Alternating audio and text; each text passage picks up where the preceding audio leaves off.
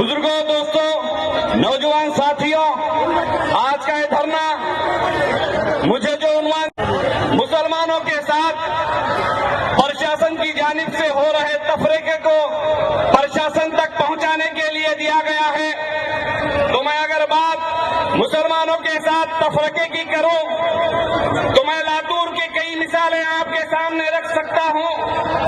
लातूर में कई ऐसी मिसालें दे सकता हूं जहां पर खुलेआम हमको हमारे साथ तफरीका नजर आता है। यकीनन पुलिस डिपार्टमेंट हमारे समाज का हिस्सा है। पुलिस डिपार्टमेंट जो सोशल वर्क करते हैं या सियासी वर्क करते हैं, उनका बड़ा भाई होता है। हमारा उनसे कोई बैर नहीं है। ना मुसलमानों के कोई शराब खाने हैं, ना कोई जुआ खाने हैं कि वो जुआ खाने चलाने के लिए हम इनसे बैर रखेंगे, ऐसी कोई बात नहीं है। मुसलमानों के हराम कामों में या हराम कारोबार नहीं है, लिहाजा मुसलमानों के पुलिस के साथ बैर रखने की कोई वजह नहीं बनती। लेकिन मैं आपको बताना चाहता हूं कि हालिया दौर में कई ऐसे वाकयात हैं यहां पर हमने अपनी खुली आंखों से देखा कि किस तरह से पुलिस प्रशासन ने हमारे साथ सौतेला बर्ताव किया। अगर औसा से लातूर को आ रहे एक नौजवान जिसने अपनी फैमिली के साथ टू व्हीलर पर आ रहे थे, तो कुछ गंदी जहानत के लोग उसको कट मारते हैं। उसने जब गाड़ी आहिस्ता चलाने की रिक्वेस्ट करता है तो कहते हैं, गंदी गंदी गालियां देते हैं, कहते हैं कि लांडे तुम बहुत माजले, तुम्हारा धड़ा शिकवाव लागेल। उसके बाद पीछे से आने के आकर उसको 100 की स्पीड से टक्कर मारते हैं। उस टक्कर में उस नौजवान की बीवी और 3 साल बच्ची फौत होती है। उसके बावजूद भी उनके ऊपर 304 का केस बुक हुआ था। हमारे मदाखलत के बाद 302 दाखिल हुआ, तो हमारे मदाखलत की क्या जरूरत थी? जब इतनी गंदी जहानत के साथ कोई जुर्म करेगा और मुजरिम के साथ पुलिस नरमी बरतेगी तो हम क्या समझेंगे? उसके बाद अरबी में हमारे एक बुजुर्ग थे जिनका नाम महबूब साहब कुरैशी था। उनका एक आस्ताना बनाया था उन्होंने, और वो आस्ताना इस नियत से बनाया था कि उनके इंतकाल के बाद वो वहां पर दफन होंगे। लेकिन एक शख्स इस भारत में, इस आजाद भारत में अपनी मर्जी के मुताबिक दफन होने तक मजबूर है, तो इसकी जिम्मेदार पुलिस प्रशासन है। अगर पुलिस प्रशासन ने वक्त रहते गैर दस्तूरी मांग करने वालों को खाकी दिखाई होती, अगर पुलिस प्रशासन ने गैर दस्तूरी जिद करने वालों को कार्रवाई की होती या वैसी हरकत करने से रोका होता, तो आज वो बुजुर्ग अपने मर्जी की जगह पर दफन होते। तो इससे मुसलमानों में एक बेचैनी पैदा हुई है कि हम जिसको अपना बड़ा भाई मानते हैं, हम उनके पास अपनी पीड़ा लेकर जाते हैं, अगर वो हमारी पीड़ा नहीं सुनेंगे तो कौन सुनेगा? उसके बाद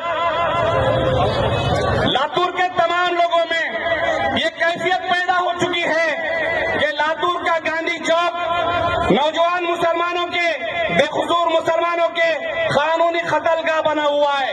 और उसकी मिसालें ही नहीं बल्कि उसका बाज़ाब्ता हमारे पास एफिडेविट भी है। 3 लड़के, 3 नौजवान, यकीनन हम नौजवानों की गलती पर उनकी सराहना नहीं करेंगे, किसी के जुर्म की हम तायीद नहीं करेंगे। 3 नौजवान जो एक कैफे में बैठकर अपने फ्रेंड्स के साथ कुछ सेलिब्रेट कर रहे थे, वहां पर वो कैफे वाला किसी ग्रुप को बुलाता है, वो ग्रुप आता है, उन 3 नौजवानों को मारते हुए गांधी चौक पुलिस स्टेशन तक लेकर जाता है और उन लोगों पर एट्रोसिटी और पोक्सो जैसे संगीन केस बुक किए जाते हैं। एट्रोसिटी और पोक्सो जैसे संगीन केस बुक किए जाते हैं। वो लड़कियां कहती हैं कि ऐसी कोई घटना नहीं हुई, वो लड़कियां कहती हैं ऐसा कोई वाकया नहीं हुआ, हमें कोई तकरार देने की जरूरत ضرورت نہیں ہے، لیکن ان کا تکرار لیا جاتا ہے اور کیس بک کیا جاتا ہے، وہ بچوں کو جیل میں بھیج دیا جاتا ہے۔ پرسوں کے دن وہ ارزدار وہ بچی میجسٹریٹ کے سامنے پیش ہو کر اپنا بیان درج کراتی ہے اور محترم ایس پی صاحب کو ایک لیٹر بھیجتی ہے کہ ایسی کوئی گھٹنا نہیں ہوئی، وہ لڑکوں نے ہمارے ساتھ ایسا کچھ نہیں کیا۔ تو جب ہمارا یہ سوال ہے کہ پولیس پرشاسن اس طریقے سے اگر اندھادھند مسلم نوجوانوں کو اٹھا کر جیل میں ڈالے گا تو کیا آپ مجرموں کو یا جرم کو کم کر رہے ہیں یا اچھے لوگوں کو مجرم بنا رہے ہیں؟ آپ کیا میسج دے رہے ہیں؟ اور ایک کیس ہوا اعظم گنج گولائی میں، ایک لڑکے نے میسج کیا، ہم اس کی تائید نہیں کرتے، اس پر کارروائی ہوئی ہونی بھی چاہیے، لیکن اس کے بہانے سے ایک عدنان نام کے لڑکے کو، جبکہ پی آئی صاحب گاندھی چوک کے پی آئی صاحب یہ جانتے تھے کہ وہ لڑکا اس میں ملوث نہیں ہے، اس کے باوجود اس لڑکے کا نام ڈالا گیا، اس کے باوجود اس لڑکے کا نام ڈالا گیا۔ میرا ہمارے پولیس پرشاسن جو ہمارے بڑے بھائی ہیں ان سے یہ سوال ہے، کیا اگر وہ اولاد تمہاری ہوتی تو کیا تم اپنی اولاد پر بھی ایسے جھوٹے کیس بک کرتے؟ 4 دن کی نوکری ہے، اگر تم اس 4 دن کی نوکری پر ایمانداری اور دیانتداری سے کام کرو گے تو جب تم نوکری پر ہو تب بھی لوگ تمہاری عزت کریں گے اور نوکری سے جانے کے بعد بھی تمہاری عزت کریں گے۔ میری پولیس پرشاسن سے یہی ریکویسٹ ہے، آپ انٹراسپیکٹ کریے، آپ چنتن کریے کہ آپ غلط جا رہے ہیں یا نہیں جا رہے ہیں۔ آپ ذرا یہ سوچئے کہ کل کو کوئی میرے بچے کے ساتھ ایسے جھوٹے کیسز بک کرے گا تو کیا ہوگا؟ خدا نخواستہ اگر تمہارے بچوں کے ساتھ ایسا ہوگا تو کیا ہوگا؟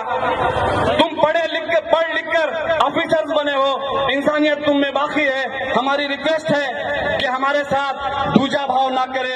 اور عزیز دوستو، میں اس بات کو کہتے ہوئے اپنی بات کو مکمل کرتا ہوں کہ دھرنا رسول اللہ صلی اللہ علیہ وسلم کی شان اقدس میں گستاخی کے خلاف ہے، گستاخی کے خلاف ہے۔ لاتور کے ہمارے پولیس والے بھائی بولتے ہیں کہ اس کے پاس بہت تلخی ہے، انہیں ایسی باتیں کرتا، انہیں ویسی باتیں کرتا۔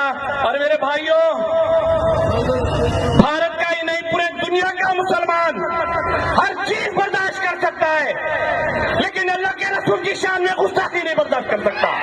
نعرہ تکبیر! ہم اپنے بچوں کے سر کٹا سکتے ہیں، ہم اپنے بچوں کے سر کٹا سکتے ہیں، اپنے بستیوں کو اجاڑ سکتے ہیں، ہر بربادی برداشت کر سکتے ہیں، لیکن اللہ کے رسول کی شان میں گستاخی کبھی برداشت نہیں کر سکتے۔